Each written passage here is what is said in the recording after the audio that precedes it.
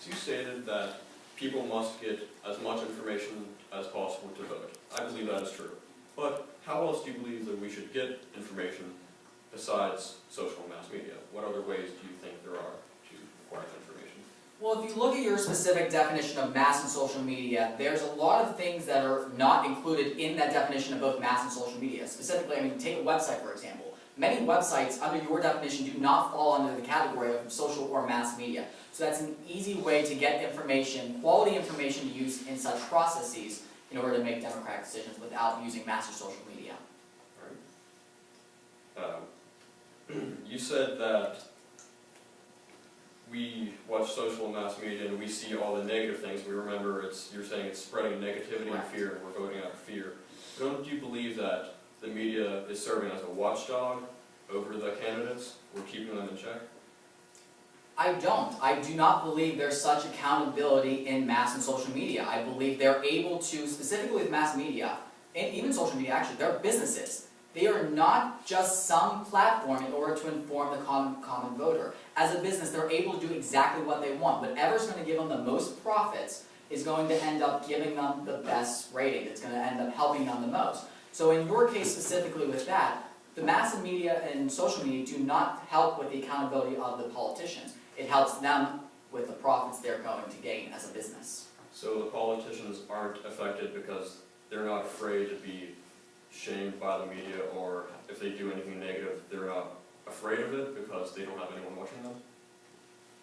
As you've stated, they're trying to use that as a platform in order to reach their constituents, but at the same time, mass social media are not there to help inform the common voters. They're specifically there to make profits as a business. If you take any news station, if you take any social media station, New York Times, CNN, Facebook, Twitter, all of them, they're there to make profits. They're there to make money, not to inform the common voter as a whole.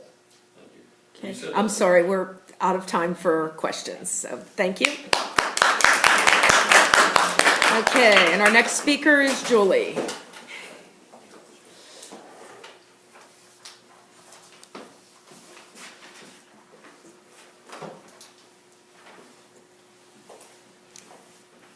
In America today, something that we value most is freedom of speech and the ability to make our opinions known. But what good is expressing our opinions if no one hears them? In order to make a difference for the better, the people must first make their political values known. Social and mass media do not just provide a way for people to speak their minds. They also provide a way for those opinions to be heard by others. Amy Jo Martin once said, "Social media is the ultimate equalizer. It gives a voice and a platform to anyone willing to engage." This pertains to the resolution that Nick and I are affirming today, which states that social and mass media improve the quality of democratic decision-making. I support this resolution for three main reasons. Social and mass media educate the public on political candidates, they help people develop their political views, and provide a ground for discussion. My first contention is that social and mass media benefit democratic decision-making through educating constituents on political candidates. If people are educated about political candidates, then there's a better chance they will vote for candidates who share their political views. However, if candidates were able to pick and choose what information the public heard about them, candidates would then be able to filter out all of the unappealing or negative information before it reached the public. Any information given by an opposing candidate could then just be disregarded as propaganda, and the decision for us as voters would become, who do you trust more, instead of who represents your political views more. With this, the media also provides a way to expose the wrongdoings of potential leaders. For example, according to PBS NewsHour, Hillary Clinton's email scandal saturated the news and media throughout her presidential campaigning. And thanks to the media, in March of 2013, it became an accepted fact that she used a private server during her time as Secretary of State, and later deleted 30,000 emails. Without the media, this information might not have become common knowledge to the voters. Furthermore, Hillary Clinton is not the only politician with the ghost of her past haunting her. Before the election, Donald Trump had to listen to his own voice on a video from 10 years earlier, in which a hot mic caught him saying some disrespectful comments about females.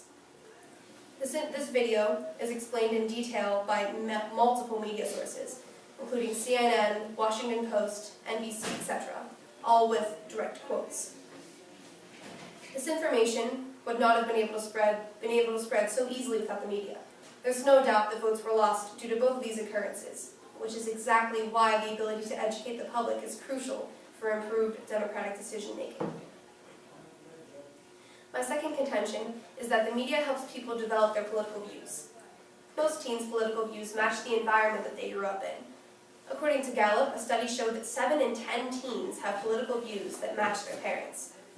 The media then provides a place for these often closed-minded teens to hear other views and understand the full story rather than just being an echo of their parents. A study done by Indiana University journalism professors David H. Weaver and G. Cleveland Wilhoit asked 1,000 journalists if they were more liberal or more conservative. Results showed that 22.1% said they were more liberal, 17.9% said they were more conservative, and 57.5% said they were in the middle. This shows that not everything in the media is strictly on one side or the other, unlike a voter's community or household might be. The media opens up the minds of the people that have only heard one perspective, or it strengthens the beliefs of people that simply need evidence. My third contention is that social media creates a way for many different people to connect.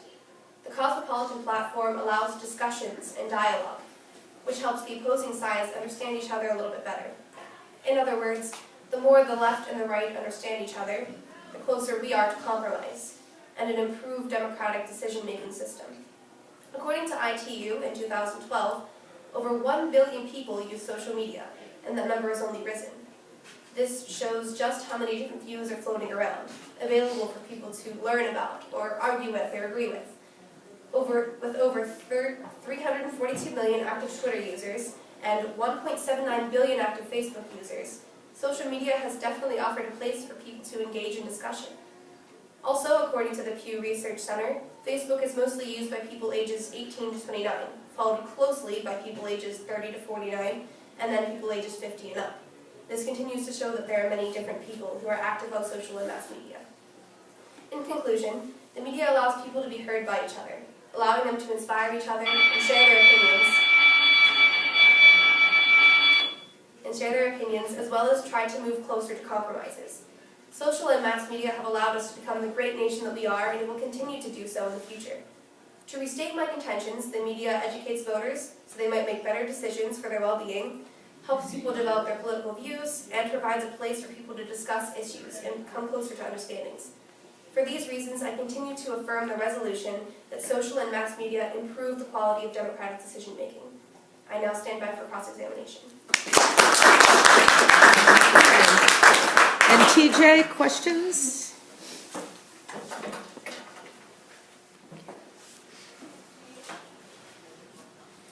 So in your first contention, you talked about social mass media educating the public, but the points that you brought up are the negatives. How does it specifically help the positive credentials and attributes of the politicians in order to have the voters understand what they're for, the positions they're for? I think it's really important that whenever you're trying to decide who's going to be in charge of a country, you need to know both the good and the bad.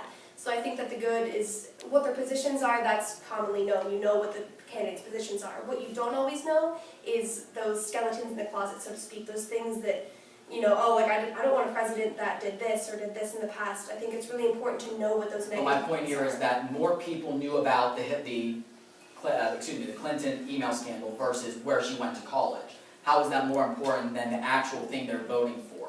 I think it depends on what kind of president you're looking for. Like if you see a candidate like, oh, that's something dishonest. So does it matter more to you as a voter? Does it matter more their honesty, or does it matter where they went to college? I think that those are two very different things, that it just depends on what you're looking for as a voter. Now for the political views, you said that teens, 7 out of 10 match their parents, but teens are part of the democratic decision making. Most people in the democratic decision making aren't until they're 18. So how does it specifically help the political views of people voting in the democratic decision making? Well, that's exactly why they don't have those same views after they get out of their teenage years. Because as a teenager, they're, you know, matching, but because we have the type of media that we do, they're able to be opened up so that by time we don't have that situation here. That's why I don't have a statistic for that, because of media, they're able to get those different views, and they're able to branch out and have different views because we have that media.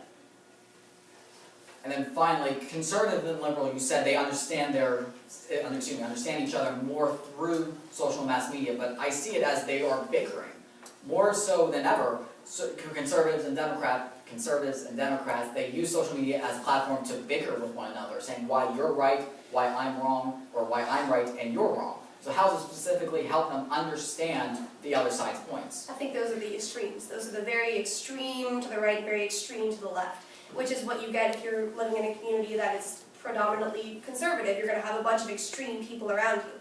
But after looking through the media and seeing, oh, like there are more moderate views of this, or there's an in-between, like there's a such thing as an in-between, that can really open you up and help you understand that it doesn't have to be way to the far right and way to the far left. And there are a lot of things that are a lot of bickering, but not as much as I think that there are people that are finding a middle, an in-between. Okay, and thank you. That's all the time we have for questions. And our final constructive speaker is Shane.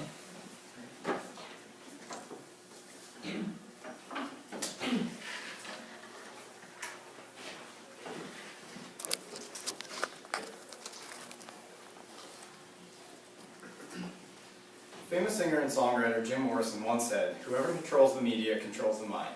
And in this day and age, he couldn't be more right. Mass and social media nowadays are how everyone gets their information, whether it is real or fake. With that in mind, it has a big part in how people vote and what sorts of decisions they make, which goes along with the resolution that states, resolve, social and mass media improve the quality of democratic decision making. However, I will be negating that resolution today, as I believe media does not improve democratic decision making. My first contention is that mass and social media have a level of bias that hinders the ability of citizens to effectively make decisions as a democracy. Mass media is extremely impartial regarding the information and events in which they show. Stanford found that many media sources are slanted one way or another in their views and coverage of people and events. Everett Dennis once stated that objectivity is what sets apart American mass media from the rest of the world, and is one of the most important precepts of American journalism. In present times, however, media that provides completely impartial analysis of the facts is either hard to find or deemed incredible. Mass media is guided by their own agenda, and viewers of the mass media are then subject to the mass media's agenda and cannot effectively decide on democratic matters. Social media also allows for people to ignore legitimate facts and evidence over their own opinions and agenda. Scott Bixby from The Guardian found that confirmation bias, a psychological tendency for people to embrace new information as affirming their pre-existing beliefs and to ignore evidence that doesn't, is seeing itself play out in new ways in the social ecosystem of Facebook. Unlike Twitter or real life, where interaction with those who disagree with you on political matters is an inevitability, Facebook users can block, mute, and unfriend any outlet or person that will not further bolster their current worldview. Social media is proof that bias can alter the way people consider facts and negatively affect the quality of democratic decision making. My second contention is that whatever the media says, the people will believe, whether it is right or wrong. People usually do not look up facts behind a story to see if it is true or not. After a study done by Business Insider where people were asked to read an article with highlighted fake and real parts of it with some distractions to the reading, it was found that believing is not a two-stage process that involves first understanding, then believing. Instead, understanding is believing. A fraction of a second after reading it, you believe it until some other critical faculty kicks in to change your mind.